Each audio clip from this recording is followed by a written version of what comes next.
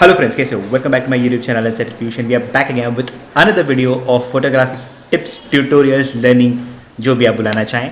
और आज के वीडियो में हम बात करने वाले हैं एक बहुत ही important element in photography and videography के बारे में, जिसका नाम है कॉम्पोजिशन.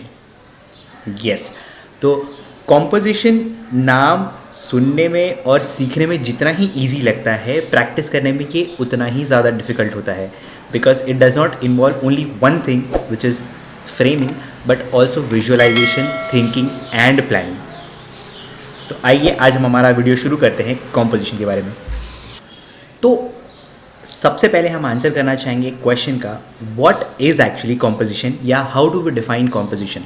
मैं आपके सामने कॉम्पोजिशन का सबसे सिंपल डेफिनेशन पेश करना चाहूँगा, which is composition is actually identifying and visualising which elements to include in the photo and where to place it, keeping the subject in focus. इसका मतलब हमें कॉम्पोजिशन करते वक्त ये ध्यान देना चाहिए कि हम कौन कौन से एलिमेंट को, चीज़ों को फ़ोटो में इंक्लूड करेंगे और फोटो में कहाँ कहाँ उसको प्लेस करेंगे, जिसके वजह से हमारा फ़ोटो एक अपीलिंग या वंडरफुल स्टोरी टेलिंग फ़ोटो बन जाए. ये जो डेफिनेशन था, ये डेफिनेशन पे अगर आप गौर फरमाएंगे तो इसमें एक वर्ड यूज़ किया गया है विच इज़ विजुअलाइजेशन. यस, तो इन टर्म्स ऑफ फोटोग्राफी जब आप फोटो खींच रहे हो which is a 2 dimensional frame, तो उसमें एक स्टोरी बताना, एक अपीलिंग इमेज बताना बहुत ही डिफ़िकल्ट हो जाता है. तो उसके लिए एक फोटोग्राफर को विजुअलाइजेशन होना बहुत इंपॉर्टेंट है. Now visualisation actually takes place before clicking the photo. तो आपके फ़ोटो लेने के पहले ही आपको ये विजुअलाइज कर लेना होता है, माइंड में एक पिक्चर बना लेनी होती है कि आप उस फोटो को ऑडियंस के सामने कैसे प्रेजेंट करेंगे, आप क्या दिखाना चाहते हैं और जो भी दिखाना चाहते हैं वो किस तरीके से दिखाएंगे. इसीलिए एक प्लानिंग और फोटो इमेजिनेशन होना बहुत इंपॉर्टेंट है. विजुअलाइज करने के बाद सेकेंड प्रॉब्लम जो एक फ़ोटोग्राफर के सामने आती है वो ये होती है कि हम ऑडियंस की आंखों को कंट्रोल नहीं कर सकते कि वो हमारे फ़ोटो में या फिर वीडियो में कहाँ दिखेगा. But we do have an option कि हम उनके आई को या फिर उनके व्यू को उस सब्जेक्ट की तरफ डाइवर्ट कर सकते हैं या फिर नज कर सकते हैं. And this is done by the help of leading lines. Yes, ये हमारा सेकेंड कंसेप्ट है इन terms of composition which is leading lines. अब लीडिंग लाइन क्या होता है? लीडिंग लाइन में हम हमारे एनवायरनमेंट में कोई एक ऐसा लाइन ढूंढते हैं जो कि स्लोली एंड स्टेडीली सब्जेक्ट की तरफ जाता है. जैसे कि आप इस इमेज में देखेंगे, यहाँ पे देखिए हमने एक स्टेम की मदद से लाइन बनाया और इसको हम हमारे सब्जेक्ट की तरफ लेके जाते हैं.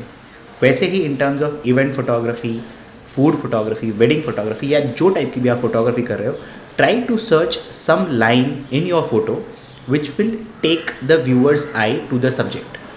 इमेज में लीडिंग लाइन इंक्लूड करना बहुत इंपॉर्टेंट होता है, बिकॉज हम ऑडियंस की आंखों को कंट्रोल नहीं कर सकते कि वो इमेज में किस तरफ देखेंगे. इसलिए having a leading line will take the attention of the viewer directly towards the subject, और इससे फ़ोटो बहुत अट्रैक्टिव बन जाता है. हमारा जो नेक्स्ट कंसेप्ट आज के लिए है, it is the rule of third, one of the very most important concept in photography, जिससे कि हम फ़ोटो को बहुत ही अच्छा बना सकते हैं. Now what exactly is the rule of third? In rule of third हम हमारे सब्जेक्ट को हमारे 2 हॉरिजॉन्टल और 2 वर्टिकल लाइन के इंटरसेक्शन पे प्लेस करते हैं. जैसे कि आप इस वक्त स्क्रीन पे देख रहे हैं, 2 हॉरिजॉन्टल लाइन और 2 वर्टिकल लाइन इंटरसेक्ट होके 9 बॉक्सेस बनाते हैं और साथ में 4 पॉइंट बनाते हैं. ये 4 पॉइंट वो पॉइंट हैं जहाँ पे हमको बेसिकली सब्जेक्ट को फोकस करना चाहिए और प्लेस करना चाहिए. This will actually help us to get the relationship of the subject with respect to the environment. अब आप जैसे मेरी ये इमेज देखिए, इसमें हमने सब्जेक्ट को एक इंटरसेक्शन पॉइंट पे रखा है और हमने ये बता दिया इमेज के थ्रू कि वो किस एनवायरनमेंट में रहता है.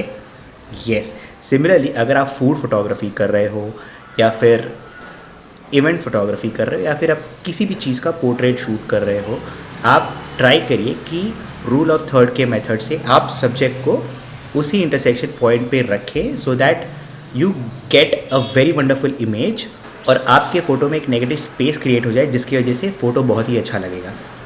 Well, it is not always necessary to use rule of third, because rule of third is applicable in those places where you want to show the relationship of the subject with respect to the environment.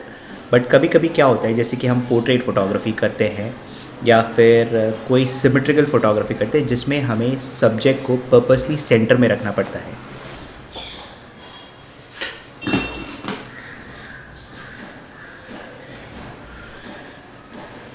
तो यहाँ पे हम आते हैं हमारे next concept की तरफ, which is called as the balanced frame.